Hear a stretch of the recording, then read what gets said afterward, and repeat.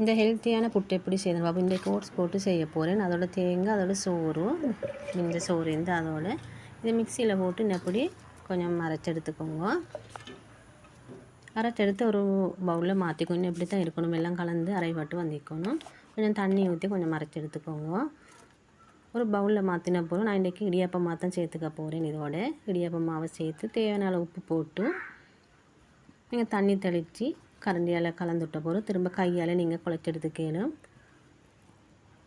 உங்களுக்கு 10 நிமிஷத்துக்கு இந்த புட்டு ரெடி பண்ணி எடுத்துடலாம் உங்களுக்கு அவசரமாக. அதோட ஓட்ஸ் போட்டு செய்கிறது இன்னும் கொஞ்சம் சாஃப்டாகவும் இருக்கும். அதோட சோறும் போடுறதால இப்போ நல்லா கையால் குழைச்செடுத்த போகிறோம். நான் ரைஸ் குக்கர் சட்டிக்கு அந்த மேலே உள்ள ஸ்டீமரில் தான் இதை அவிச்சு எடுத்துக்க போகிறேன்.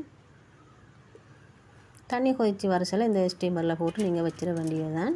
எந்த சேப்பும் இல்லாமல் அப்படியே புட்டை உதிரியாக போட்டு நீங்கள் அவிச்செடுத்து உங்களுக்கு சேவ் பண்ணலாம் வேண்டிய கறிகளோடு. இன்றைக்கி நான்